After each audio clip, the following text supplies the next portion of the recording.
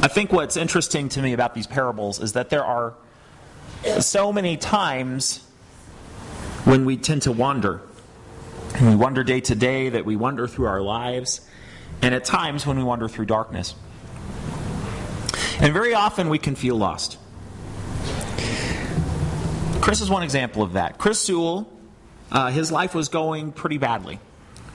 He was living on the street outside of Chicago. He was a little scruffy looking because of that. His hair was down to his shoulders. He called it his Unabomber look.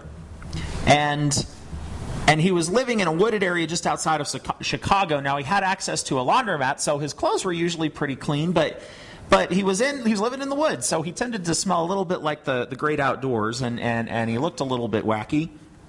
But the real problem for Chris was that he needed some medical attention. And there were a few problems that were starting to become urgent. But he didn't have money. He would collect a little bit of money here and there by turning in cans and bottles, but that's not hospital money. And so he just was constantly looking for a way to make money when finally he had an idea. He remembered how a couple years before that the state of Illinois had set up in a shopping mall 2 laptop computers just on a card table in the middle of the mall. He'd gone in there to get warm and he had seen them.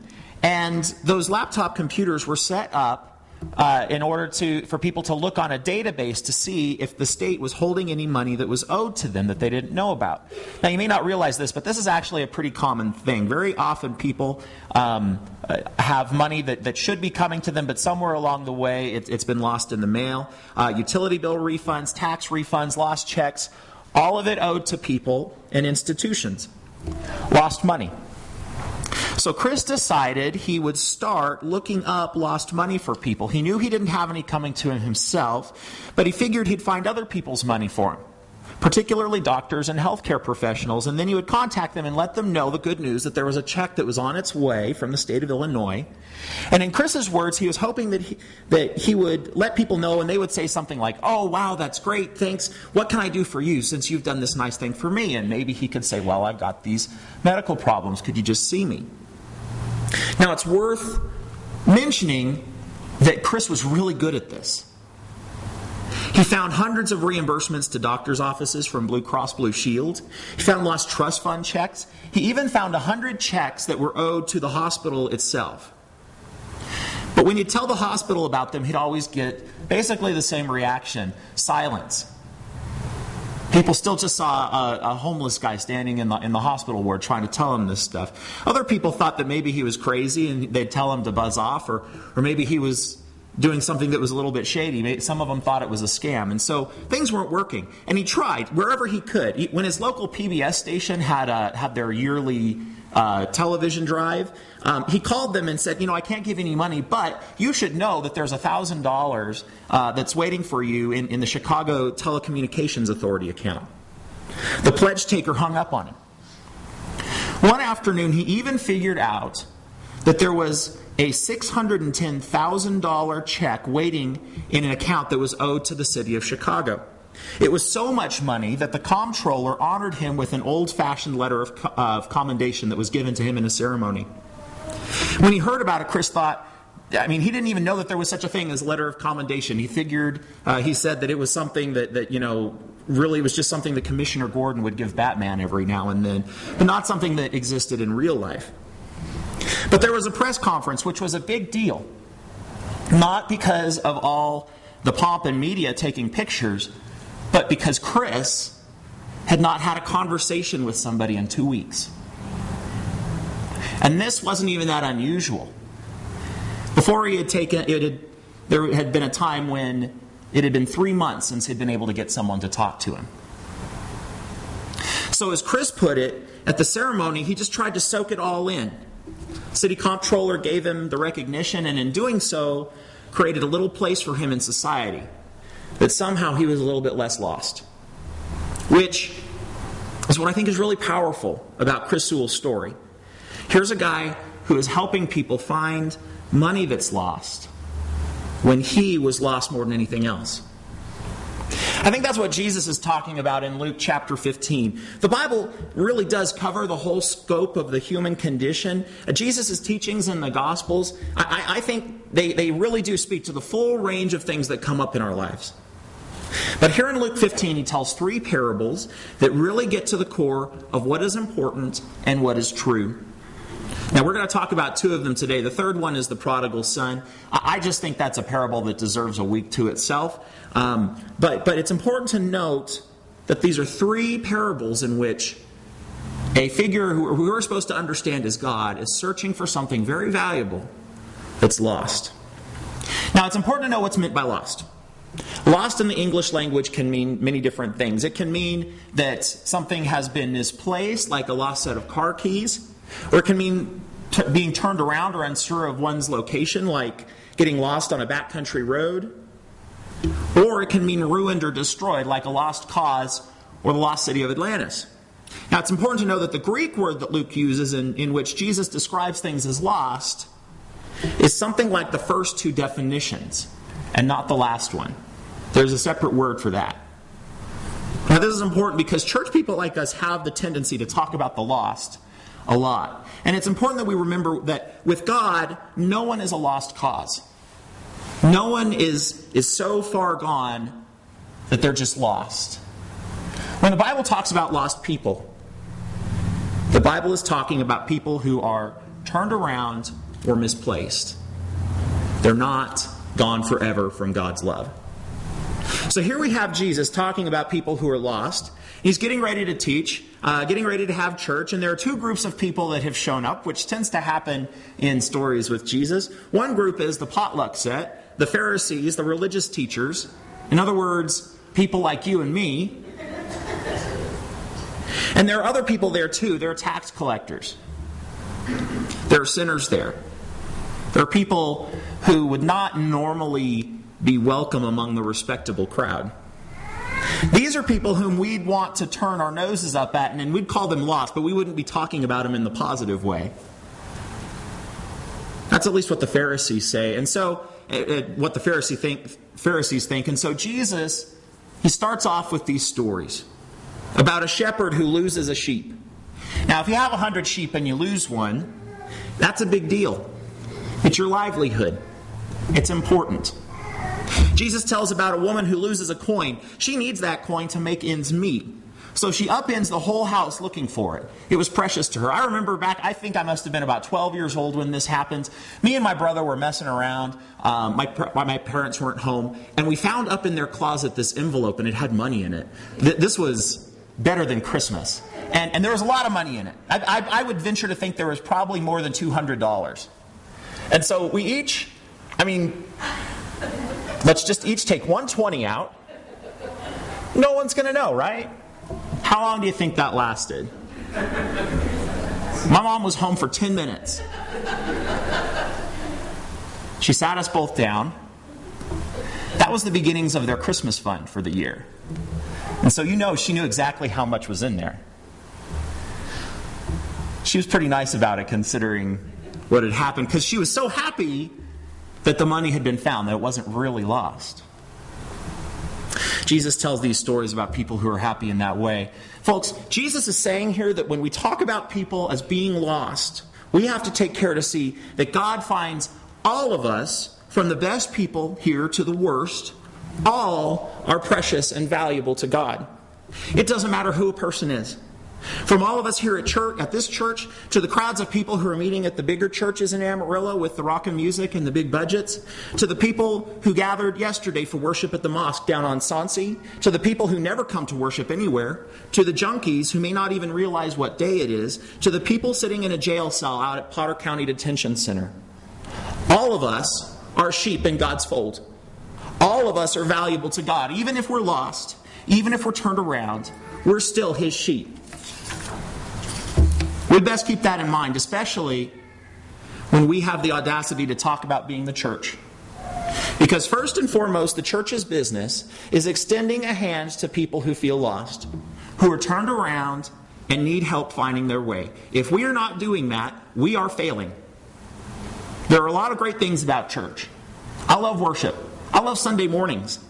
I love the beauty of the music. I love the excitement in engaging in the mystery of the divine. I love it when we get to have communion and we get to encounter God in that very special way.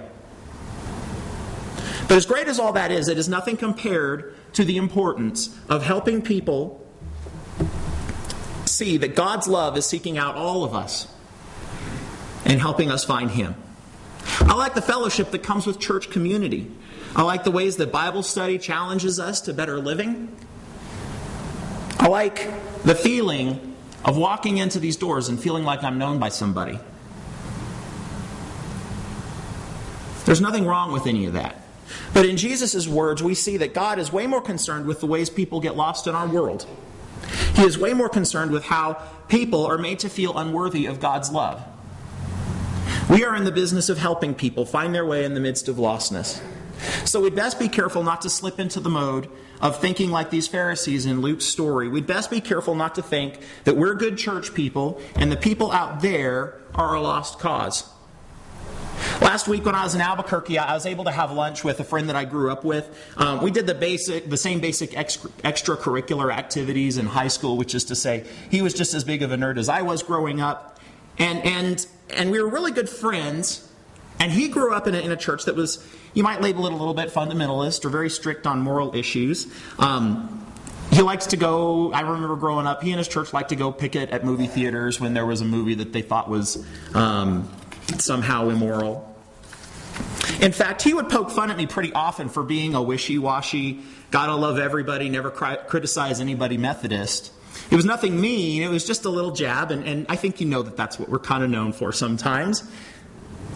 When I saw this friend at lunch, he told me that he had just gotten married and he and his wife had decided to join the one true faith and were going to a Methodist church. Well, this was big news for me. This guy. I remember walking into a movie theater and seeing him out there because it was a rated R movie and it was, I don't even remember what it was. This guy was going to the Methodist church. This was big news to me. And so with a just barely contained smirk, I asked him what made him switch.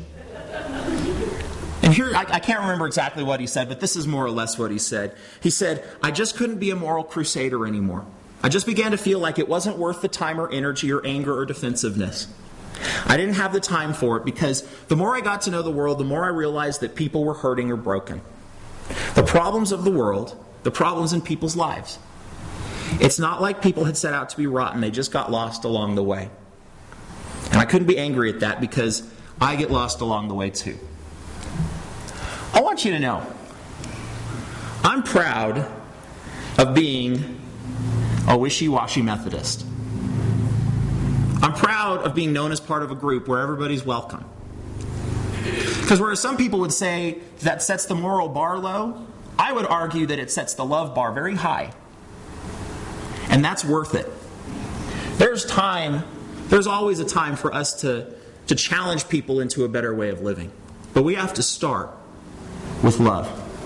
These people in Luke's story, these Pharisees and churchy types, they want to jump all over Jesus because he has the nerve to meet with people in their brokenness. Not smack them over their heads and tell them why they're a bunch of screw-ups and degenerates. These churchy types want Jesus to tell these people just how rotten and worthless they are and chase them off. And they're so focused on this that they don't even realize that they are just as lost as the people that they're lashing out against. We all lose our way sometimes. We do. It happens. It's part of the human experience. But Jesus teaches that when we turn back toward God, no matter how far gone we have strayed, God is waiting with open arms to welcome us back. I don't know where you are in life, but understand that if you feel lost, you don't have to. God will welcome you back anytime. And when you do turn back, the heavens will shout and dance and party over it, because someone valuable to God has found their way home. God, in Jesus' words, is the shepherd who gets more of a kick out of that one lost sheep he finds than out of the 99 who had the good sense not to get lost in the first place. God is the eccentric host who, when the country club crowd all have more important things to do than come live it up with him, he goes out into the skid rows and the soup kitchens and charity wards and brings home a freak show. The man picking cans out of a dumpster, the woman in the old moth-eaten coat who makes her daily rounds to the homeless shelters, the old wino with his pint, the whore, the addict pushing a needle into his arm. God is just waiting to bring all of them home for a feast with lavish entertainment that'll go all night long. These parables are totally outlandish. They contradict everything we know about the world. Because here we have a God who does impossible things with impossible people. And the truth of that may not go down easy in polite society, but maybe it's not about polite society. Maybe it's about a message that Jesus has that cuts right to the core of the hopeless parts of our world. There was several years ago an occasion I had to go skiing. Now, I just told you what a big nerd I was, and I still am. Nothing makes me feel cooler than when I'm on skis, because I can go fast. So I was going down a run. I was going pretty fast. Trees off just to my left. And as I'm shooting down the slopes, a cow walked out of the woods into my path. Probably about the distance from me to Deanna and Gale, which is not very far in skiing. So I crashed because I thought it was better than crashing into a cow. During the summers, ranchers would use the ski area to graze cattle, and then in the winter they would collect their herd and then bring them down to farms closer to Durango, Colorado. But they always lose a few. Hence, every once in a while, cows wander out onto the ski slopes. When we reported this cow, 2 ski patrol people came up on snowmobiles and very carefully herded him down to the base of the area. I wish I had a picture of it.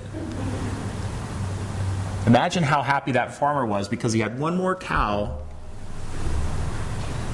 in his herd, one more than he thought he had at the end of the summer. That's the joy that God feels when some screw-up cow that wanders out in people's way comes back to Him. You were created by a God who thinks you are valuable, like a treasure, precious and worth searching for. We are all lost sometimes, but we can just as easily be found, and thank God for that. In the name of the Father, the Son, and the Holy Spirit. Amen.